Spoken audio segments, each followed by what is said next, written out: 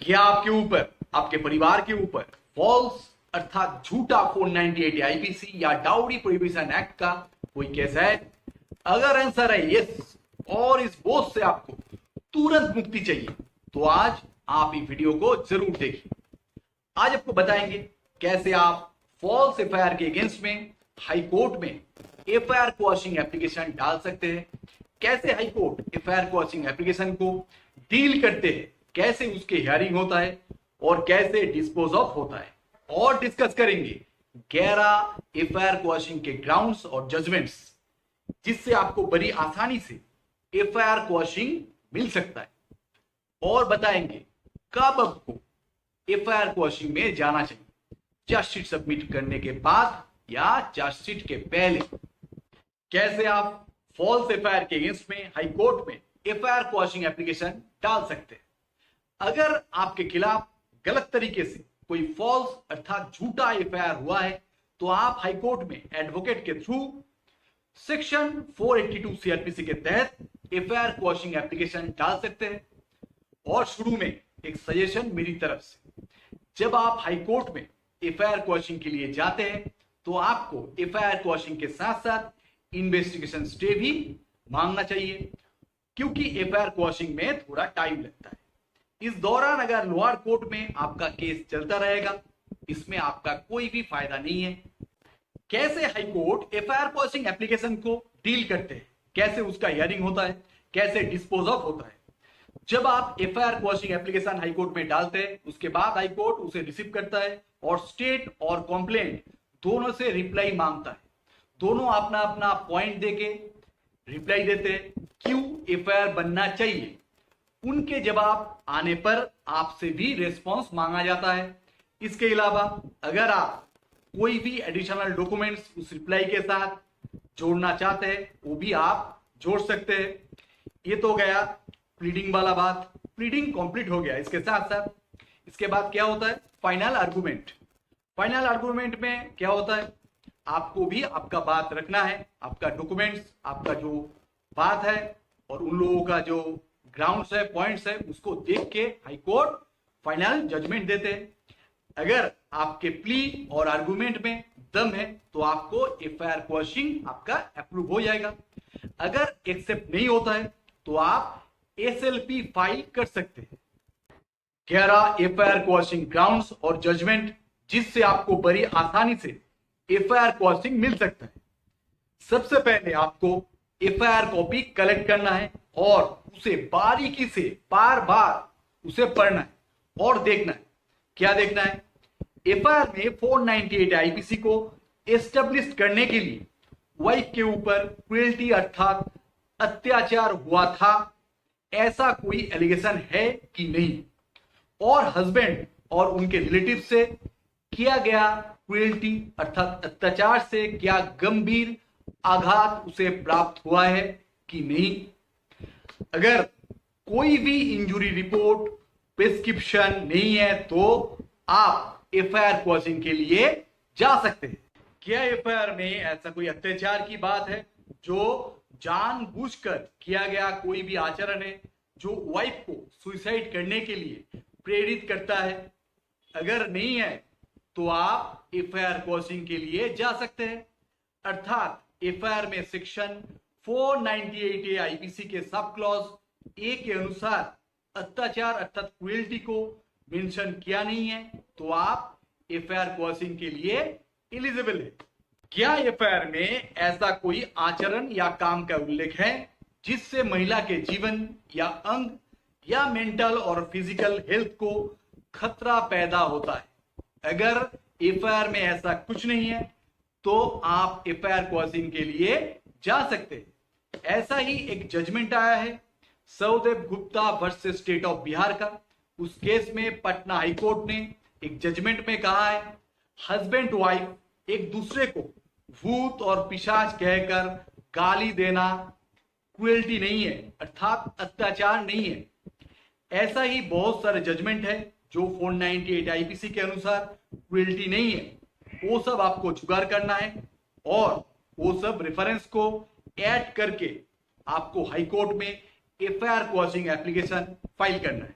क्या section 498A IPC के sub clause B के अनुसार एफआईआर में डाउरी या दहेज के डिमांड फुलफिल ना करने पर पत्नी के ऊपर हैरेसमेंट हुआ था जैसा कोई एलिगेशन नहीं है, तो आप एफआईआर क्वेश्चन के लिए जा सकते हैं। क्या एफआईआर में वाइफ पर क्रूएल्टी, हैरेसमेंट ये सब होने का स्पेसिफिक इंफॉर्मेशन है कि नहीं है, जैसे उसका डेट, मतलब जब क्रूएल्टी हुआ उसका date, time, place of occurrence मतलब घटना स्थल इत्यादि जो इंफॉर्मेशन है, इसका उल्लेख अगर ठीक तरीके से नहीं दिया है एफआईआर में, अर्थात कॉम्प्लेन में नहीं है, तो आप उस कॉम्प्लेन के ऊपर, उस कॉम्प्लेन के अगेंस्ट हाईकोर्ट में FIR questioning application section 482 CrPC के तहत डाल सकते हैं। अगर एफआईआर में एक्यूज्ड के स्पेसिफिक नाम नहीं है, जैसे कभी कभी एलिगेशन आते हैं कि मेरे ससुराल वाले मेरे ऊपर अत्याचार किया था, उसमें किसी का भी स्पेसिफिक नाम नहीं है, अगर ऐसा एफआईआर होता है तो आप एफआईआर क्वेश्चनिंग एप्लीकेशन डाल सकते हैं। कभी कभी एफआईआर में आपका माँ, बाप, भाई, बहन, भाभी सबका नाम जोड़ के एफआईआर करते हैं। असल में वो लोग आपके साथ नहीं रहते हैं, वो लोग कहीं दूसरे जगह रहते हैं। तब इस सिचुएशन पर वो लोग एफआईआर क्वेश्चनिंग एप्लीकेशन के लिए हाई कोर्ट में जा सकते हैं। क्या एफआईआर में एक्यूज्ड के स्पेसिफिक रोल के बारे में उल्लेख है कि नहीं है? कोई भी इंसिडेंट में सबका अलग अलग रोल रहता है, वो एफआईआर करते समय उस रोल को स्पेसिफाई करना है। अगर ऐसा कोई स्पेसिफिक रोल के बारे में एफआईआर में मेंशन नहीं है, तो आपके खिलाफ अगर ऐसा कोई फॉल्स एफआईआर लॉन्च होता है जिस पर आपके रोल के बारे में स्पेसिफाई किया नहीं है, तो आप FIR questioning application high court में डाल सकते हैं। आपके ऊपर जो डाउरी के एलिगेशन है, अर्थात दहेज के जो एलिगेशन है, वो सेक्शन 2 डाउरी प्रोहिबिशन एक्ट 1961 के दायरे में आते हैं कि नहीं? अगर नहीं आते हैं तो आप एफआईआर क्वेश्चनिंग एप्लीकेशन डाल सकते हैं। जैसे Naresh Pandit versus state of Bihar case में पटना हाई कोर्ट का एक जजमेंट है, वहां पर कहा है न्यूबॉर्न बेबी के पालन पोषण और भरण पोषण के लिए अगर पति पत्नी के मायके से पैसे की मांग करता है तो वो दहेज की परिभाषा में जो दहेज का जो डेफिनेशन है वो फुलफिल नहीं करता है, वो दहेज नहीं है। ऐसा ही बहुत सारे जजमेंट है, उसका रेफरेंस आपको निकालना है और उसको आपके जो एप्लीकेशन है उसके साथ उसको टैग करना है। कभी कभी वाइफ हस्बैंड के दोस्त और उनके जो एडवाइजर होते हैं, वो मतलब जो लोग खराब टाइम पर हस्बैंड के साथ रहते हैं, उनका भी नाम 498 केस में इंक्लूड कर देते हैं और पुलिस स्टेशन में गलती से 498 केस का चार्ज लगा देते हैं उन लोग पर।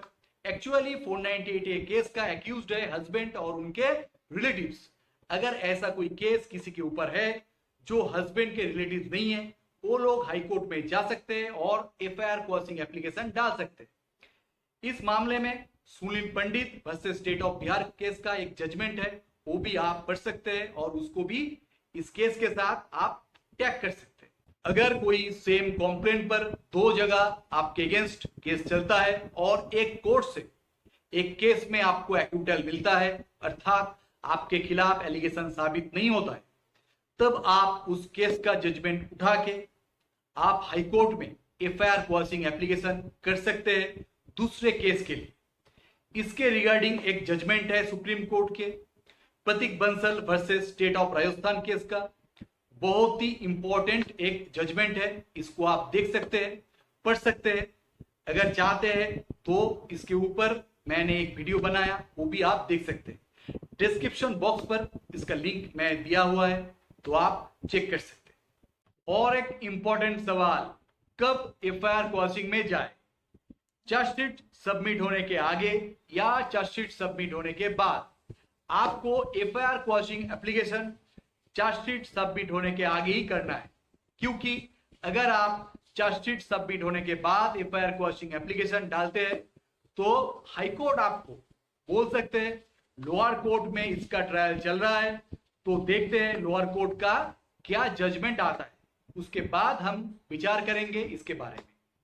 इसलिए आपको एफआईआर होने के बाद ही एफआईआर क्वॉशिंग एप्लीकेशन हाईकोर्ट में डालना है।